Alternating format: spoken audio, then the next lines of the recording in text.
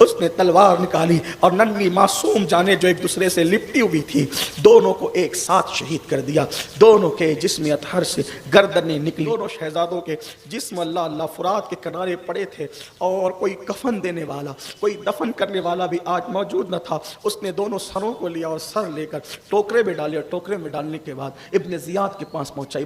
ابن زیاد کے جو ہے وہ محل کے اندر بلکہ گورنر ہاؤس کے اندر جشن کا سما تھا. حسین کے نائب کو حسین کے معتمد کو ہم نے کاٹ دیا اور پورا کوفہ خوف و ہراس میں ڈوبا ہے. ایسے میں ایک گھر میں چراغ جل رہا تھا اور اس گھر میں حضرت قاضی شریح جو مولائے کائنات کے شاگرد بھی تھے قاضی شریح حضرت محمد و ابراہیم کو اپنے پاس بٹھا کر سر پہ ہاتھ پھیرتے پیار کرتے محبت کرتے سوچتے یا اللہ اس ظالم ابن زیاد نے اعلان کیا ہے کہ مسلم کے بیٹے بھی اس کے ساتھ تھے جس کے پاس مل جائیں میں منہ مانگا انعام دوں گا یزید سے بھی کچھ دلاؤں گا اور اگر جو ہے وہ کسی کے گھر مل جائیں کسی نے پناہ دے رکھی ہے تو میں اسے قتل کر دوں گا. قاضی شریح نے سوچا یہ ظالم لوگ ہیں ننھے ننھے بچے 6 اور 8 سے 6 سال اور 8 سال کی عمر ہے. میں حضور صد اللہ فاضل اور علامہ ارشد القادری رئیس التحریر کی تحقیق پر اعتماد کرتے ہوئے آگے بڑھوں اور انہی کی تحریر سے استفادہ کرتے ہوئے میں آپ کے سامنے ان ننھی شہادتوں کو بھی پیش کروں. اللہ اکبر. حضرت قاضی شریح نے ان بچوں کو شہزادوں کو سر پہ ہاتھ پھیرا ماتھا چوما پیار کیا تو دونوں شہزادوں نے کہا قاضی صاحب اس طرح سے آدھی رات کے بعد ہمیں نیند سے اٹھا کر کے پیار کرنا محبت کرنا اور بار بار سر پہ ہاتھ پھیرنا دراصل یہ ہمارے خاندان کے اندر روایت ہے کہ جب بچے یتیم ہو جاتے ہیں تو ان کے سر پہ اسی طرح ہاتھ پھیرا جاتا ہے پیار دیا جاتا ہے. کیا ہمارے بابا نہ رہے ہم یتیم ہو گئے. قاضی شریح نے ان کو سینے سے لگایا سینے سے لگا کر کے پھوٹ پھوٹ کر رونے لگے اور یہ اطلاع دل پر سینے پر پتھر رکھ کر کے دی اے خاندان نبوت کی معصوم کلیوں ہاں ہاں تمہارا بابا آج جام شہادت نوش کر چکا. کوفہ والوں نے تمہارے بابا کے ساتھ بے وفائی کی. میں پہلے بھی کل بھی اور اس سے پہلے سالوں میں بیان کر چکا ہوں خاندان نبوت کے جن شہزادوں کو ہم بچپنے کی وجہ سے معصوم کہیں گے وہ صرف اور صرف لغوی معنی میں کہیں گے جس کو حضور رئیس القلم علامہ ارشد القادری نے جس معنی میں اپنی کتاب میں لکھا.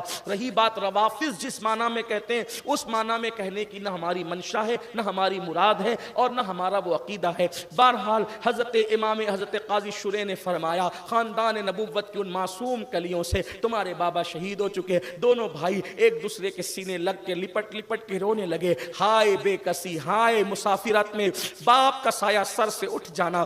قاضی شریح نے کہا شہزادو رونے کا وقت نہیں ہے ایک کام کرو حجاز مقدس کی طرف قافلہ جا رہا ہے میں نے اپنے بیٹے سے کہہ دیا ہے وہ تمہیں لے جائے گا اور لے جا کر کے قافلے سے ملا دے گا تم اس قافلے کے ساتھ ہو جانا صحیح سلامت دارالامن مدینہ منورہ پہنچ جاؤ گے. اللہ اکبر. دونوں شہزادے تیار ہوئے. جو روضہ رسول پہ جاتے تھے تو بھی کبھی اکیلے نہیں جاتے تھے بابا کی انگلی پکڑ کر جاتے تھے. لوگ کندھے اٹھاتے تھے لوگ پیشانیاں چومتے تھے اللہ اکبر لوگ سروں پر رکھتے تھے. لیکن آج کوفہ سے مدینہ منورہ کا سفر دونوں شہزادوں کو اکیلے طے کرنا ہے. قاضی شریح کا بیٹا ان دونوں شہزادوں کو لیتا ہے بہت خاموشی سے اور چپکے سے نکلتا ہے اور قافلے کی دھول اور گرد و غبار نظر آئی تو فوراً قاضی شریح کے بیٹے نے کہا شہزادو یہ تمہارے حجاز کی طرف جانے والی قافلے کی گرد اور غبار اور دھول ہے یہ دھول نظر آ رہی بس یہی قافلہ چلے جاؤ. دونوں شہزادے اس دھول کو دیکھتے ہوئے آگے بڑھے. تھوڑی ہی دیر میں دھول نظروں سے غائب ہو گئی اور قافلہ نہ تھا نہ گرد و غبار تھا.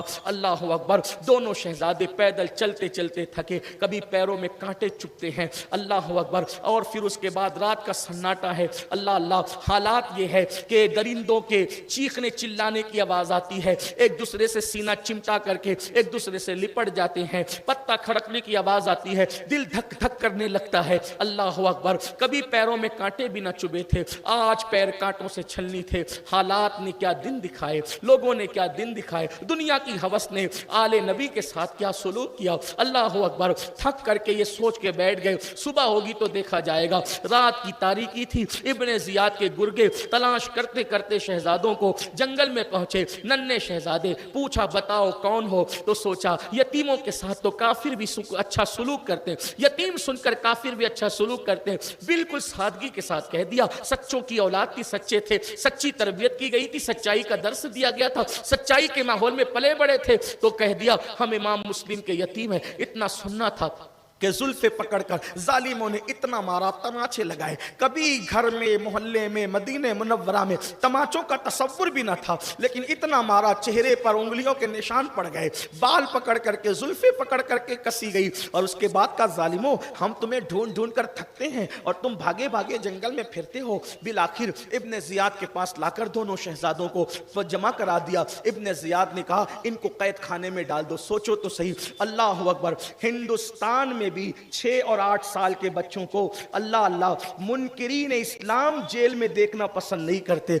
लेकिन जिन पर नमाज में दुरूद पढ़ा जाता है उन शहजादों को जेल में डाला जा रहा है, कैद में डाला जा रहा है। फिर लोग कहते हैं कि इनका कसूर क्या है। मैं आपसे पूछना चाहता हूं, अगर इंसाफ दुनिया में मौजूद है, हक़ाइक़ दुनिया में मौजूद है, सच्चाई दुनिया में मौजूद है, लोग अंदाजा करें आखिर शहजादों ने बिगाड़ा क्या था, इमाम मुस्लिम ने बिगाड़ा क्या था, इमाम हुसैन ने बिगाड़ा क्या था। सिर्फ दीन की बका और तहफ़्फ़ुज़ के लिए खानदान उठा था, बाकी और चीज क्या थी। लेकिन अल्लाह अकबर, इब्ने जियाद बदनिहात बानिए फसाद, उस जालिम ने कहा कि ले जाओ और कैद में डाल दो। यजीद को खत लिखता हूं, जो हुक्म देगा उस पर अमल किया जाएगा। लेकिन याद रखना, अल्लाह अकबर, ऐसा जरूर होता है कि अहले इंसाफ के गुलिस्तान में कांटे भी खिलते हैं और कांटों के दरमियान कोई चुपके से फूल की कली भी मुस्कुराती है। ऐसा होता रहा है। और जब कैद में डाला गया तो कैद में जो कैद खाने का जो दारोगा था उसका नाम मशकूर था। मशकूर ने शहजादों को देखा और उसको तरस आया। उसने कहा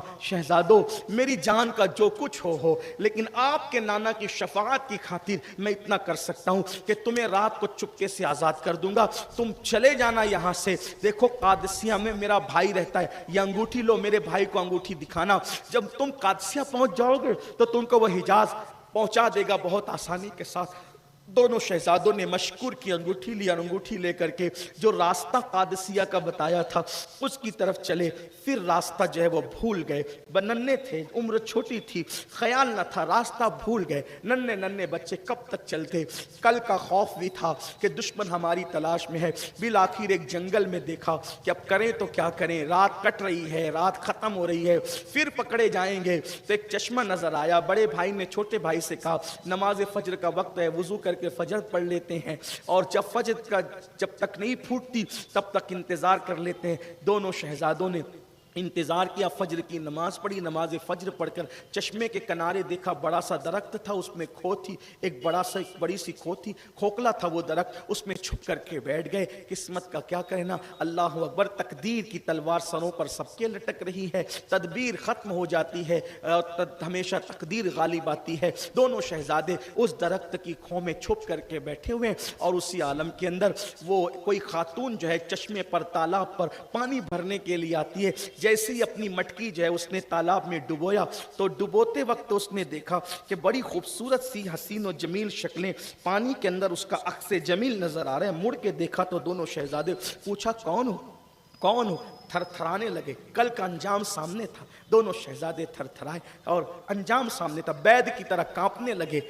उस कनीज ने कहा चेहरे से तो शहजादे मालूम होते हो, बताओ कौन हो। लेकिन इतना याद रखना, अगर न बताओगे फिर भी अहले ईमान की नाक की खुशबू ज़रूर खून रसूल का अंदाज़ा कर लेती है। बताओ आले फातिमा हो, आले रसूल हो, रसूलुल्लाह की ख़ानदान से हो। इतना सुनना था कि दोनों शहजादे की आंखें बरस पड़ी। कैसे पहचाना? ईमान वालों को पहचानना, बल्कि यूं कह लें अपने अल्फाज में, जौहरी को जौहर पहचानने में कोई मुश्किल नहीं होती, सुनार को सोना पहचानने में कोई दिक्कत नहीं होती। उसने सीने से लगाया, शहजादो बताओ कौन हो? इमाम मुस्लिम के यतीम है। अच्छा, आप मेरी मालिका अहले बैत की बड़ी शहदाई और दीवानी और आशिका हैं। चलो उसको जब पता चलेगा कि सैयदा के लाल मेरे घर आए तो मुझे इनाम देगी और मुझे भी खुशी होगी। दोनों शहजादों को लिया और लेकर के जैसे ही घर पहुंची और अपनी मालिका से बताया, देखो ये सैयदा के घराने के फूल हैं, मुस्कुराती हुई कलियां हैं। और शहजादे थे बड़े खूबसूरत, हसीन और जमील,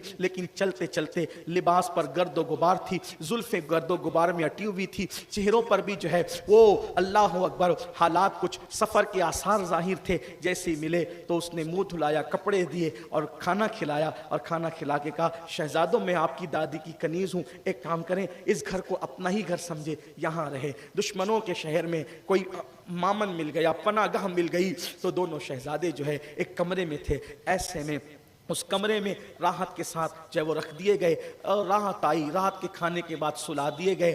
دیر کے بعد اس کا شوہر آیا، اس کے شوہر کو تاریخ میں حارث لکھا گیا ہے، اور شوہر آیا، بیوی نے پوچھا رات اتنی دیر سے کیوں آئے، کہاں تھے؟ وہ کہا ارے مسلم کے بچے جیل میں رکھے گئے تھے، ابن زیاد نے رکھا تھا، وہ وہاں سے جو وہ مشکور نامی داروغہ جو جیل کا تھا اس کی سازش سے نکال دیے گئے۔ اب وہ کہتا ہے کہ میں نے یزید کو خط لکھا ہے، بچے نہ ملیں گے تو میں یزید کو کیا جواب دوں گا، تو اس نے بہت بڑا انعام رکھا ہے، بیوی اتنا مال ملے گا، اتنے گھوڑے ملیں گے، یہ ملے گا، وہ منصب ملے گا، کیا کیا ملے گا۔ وفادار بیوی نے کہا ظالم تو دنیا کے لیے آل نبی کا خون اپنے اوپر حلال کرتا ہے، یہ کرتا ہے، بہت سمجھایا، بہت کہا، لیکن جس کے دل پر دنیا کی ہوس چھا جاتی ہے اس کو کچھ نظر نہیں آتا، دنیا کا بھوت سوار ہو جاتا ہے، اس کو کچھ نظر نہیں آتا۔ بالآخر بیوی نے کھانا کھلایا، بہلا پھسلا کر ظالم کو سلایا، ادھر وہ آنکھ بند کر کے سویا، ادھر بچوں کے رونے کی آواز آئی، شہزادوں کے رونے کی آواز آئی، اٹھا اور اٹھ کر کے کہا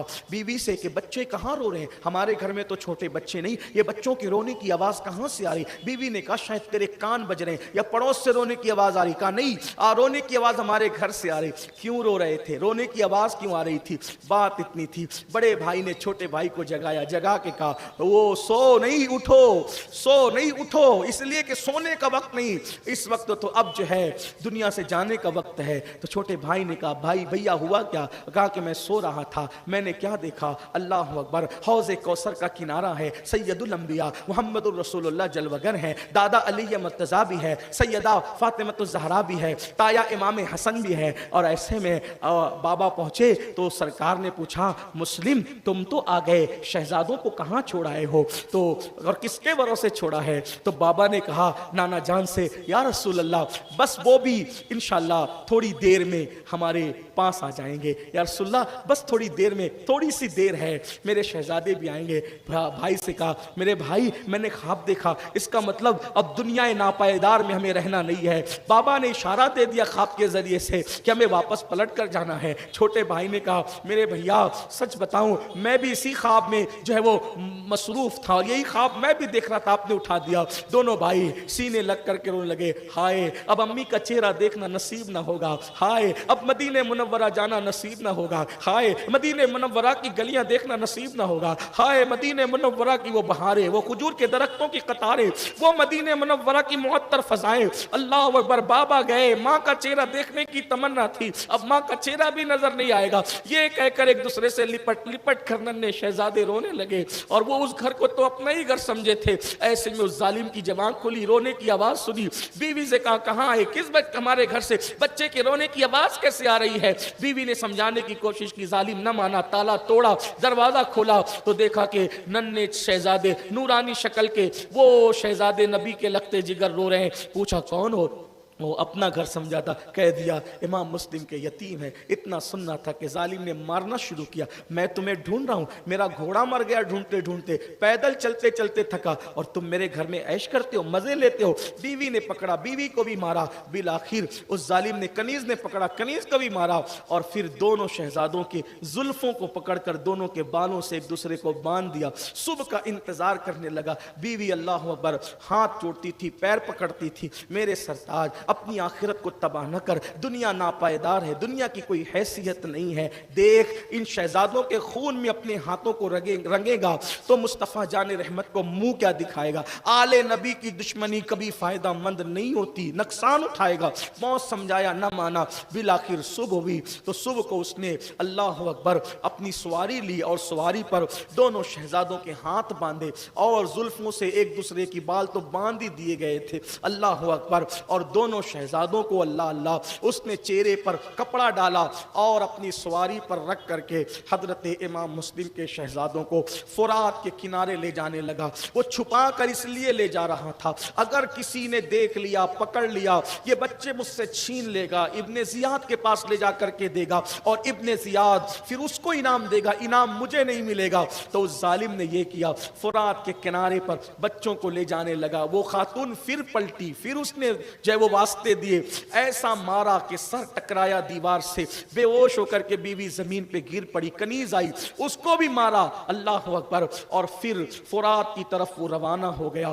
اللہ اللہ، حضور رئیس القلم علامہ ارشد القادری رحمت اللہ علیہ یہاں بڑی خوبصورت بات لکھتے ہیں۔ انہوں نے تو حتمی طور پر بات کی ہے، لیکن میں اس کو تھوڑی سی ترمیم کر کے تخیلات کی دنیا میں ایک اشارہ دے کر کے گزرنا چاہتا ہوں۔ حضرت رئیس القلم لکھتے ہیں کہ فرات کے کنارے جب ننھے شہزادوں کو اس نے کھڑا کیا اور تلوار نکالی کہ قتل کریں، شہید کریں، تو بڑا بھائی کہتا تھا پہلے مجھے قتل کر دو تاکہ میں چھوٹے بھائی کی موت نہ دیکھ سکوں، اور چھوٹا بھائی کہتا تھا کہ پہلے مجھے قتل کر دو تاکہ میں بڑے بھائی کو مرتے ہوئے نہ دیکھ سکوں۔ ایسے عالم کے اندر اللہ اللہ، رئیس القلم جو لکھتے ہیں، اشارہ دے رہا ہوں، کہتے ہیں کہ سیدہ کی روح پر کیا گزری ہوگی، سیدہ کی روح اطہر، سیدہ کی روح اطہر، روح منور، خاتون جنت کی روح منور، اللہ اللہ، قبر انور سے عرش کی طرف بار بار مچل مچل کر بڑھتی ہوگی تاکہ زمین و سما کو، کائنات کو تہو بالا کر دے، زیر و زبر کر دے۔ لیکن رسول اللہ کا اشارے ابرو ان کو صبر کی تلقین کرتا ہوگا، گویا کہ مولائے کائنات کی کیفیت اس وقت کیا رہی ہوگی جب محمد و ابراہیم پر اللہ اکبر 8 اور 6 سال کے شہزادوں پہ جب تلوار اٹھنے والی ہوگی، فاتح خیبر ذوالفقار حیدری لے کر اللہ اللہ کائنات کو تہو بالا کرنا چاہتے ہوں گے، یا اشارے محمد الرسول اللہ کی طرف تکتے ہوں گے کہ کریں کیا، لیکن اللہ اللہ کہتے ہیں فرشتوں کی چیخیں نکلتی ہوگی، عرش دہلتا ہوگا، کیا حالات ہوں گے۔ اللہ اکبر، ایک بے گناہ عام انسان مارا جائے تو اللہ کا عرش ہلتا ہے، ایک بے گناہ عام انسان مارا جائے تو اللہ کا عرش ہلتا ہے۔ حدیث پاک ہے جب یتیم کی آہ نکلتی ہے تو اللہ کا عرش ہلتا ہے، وہاں تو وہ بے گناہ بھی ہے، خون رسول بھی ہے، یتیم بھی ہے، مسافر بھی ہے، ننھی سی کلیاں بھی ہے، اور ان کو مارا جا رہا ہے۔ ایسے میں بڑا بھائی چھوٹے بھائی بڑے بڑا بھائی چھوٹے بھائی کے لیے، چھوٹا بھائی بڑے بھائی کے پہلے مجھے، اسی میں اس کی بیوی کو ہوش آئی اور کہنے لگی خدا کے لیے ایسا نہ کر، خدا کے لیے ایسا نہ کر۔ اس نے اسی تلوار سے پہلے بیوی کو قتل کر دیا اور پھر کہا دونوں بھائیوں کو اتنی تمہیں جو ہے ایک دوسرے سے محبت ہے تو لاؤ ایک دوسرے کے سامنے مرنے نہ دوں۔ اور پھر اللہ اکبر، اس نے تلوار نکالی اور ننھی معصوم جانیں جو ایک دوسرے سے لپٹی ہوئی تھی، دونوں کو ایک ساتھ شہید کر دیا۔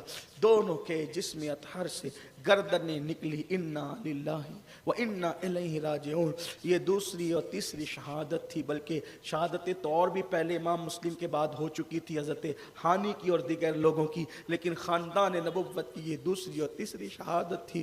دونوں شہزادوں کے جسم اللہ اللہ فرات کے کنارے پڑے تھے، اور کوئی کفن دینے والا، کوئی دفن کرنے والا بھی آج موجود نہ تھا۔ اس نے دونوں سروں کو لیا اور سر لے کر ٹوکرے میں ڈالے، اور ٹوکرے میں ڈالنے کے بعد ابن زیاد کے پاس پہنچا۔ ابن زیاد سے کہا ابن زیاد دیکھ میں تیرے لیے کیا لایا ہوں، اور مجھے انعام دے جس کا تو نے وعدہ تھا، جس کے لیے تو نے کہا تھا انعام دوں گا، اکرام دوں گا، انعام دلواؤں گا، عہدے دلواؤں گا۔ تو اس نے کہا کیا لایا میرے لیے، بول تو صحیح، بتا تو صحیح۔ کہا مسلم کے بچوں کے سر۔ اور کہا میں نے سر لانے کے لیے نہیں کہا تھا، میں نے تو ان کو زندہ پکڑ کے لانے کے لیے کہا تھا، کیونکہ میں یزید کو لکھ چکا ہوں کہ وہ میرے پاس قید ہے اور وہ چلے گئے تھے، تو اب اگر یزید کہے گا زندہ بھیج تو میں کیا کروں گا، اور تو نے میری اجازت کے بغیر قتل کیا۔ پھر اس نے کہا ایک کام کرو، اپنی جب وہ گورنر ہاؤس میں کہا اس کو پکڑ کے لے جاؤ، اس نے میرے سر پہ مصیبت کھڑی کر دی، اس کو لے جا کے اسی فرات کے کنارے پہ قتل کر دو۔ نہ خدا ہی ملا نہ وصال صنم، نہ ادھر کے رہے نہ ادھر کے رہے، اہل البیت کی دشمنی کا انجام یہ دونوں شہزادوں کی شہادت ہوئی۔ ان دونوں کا مزار مقدس اب بھی عراق کی سرزمین پر موجود ہے، فقیر کی بار بار حاضری ہوئی ہے۔ بہت سارے محققین اور جو ہے وہ مصنفین نے ان شہادتوں کے بارے میں اپنی آراء کا اظہار بھی کیا ہے، سب کی آراء لائق تسلیم ہے، لیکن ہم اپنے بزرگوں کے پابند ہیں۔ حضور صدر الافاضل نے، مفتی جلال الدین صاحب حضور علامہ ارشد القادری نے یہ اس کا ذکر فرمایا۔ میں نے علامہ ارشد القادری سے ان کی تحریر کا سہارا لے کر شہادت امام مسلم کے بچوں کی شہادتیں پڑھ دی۔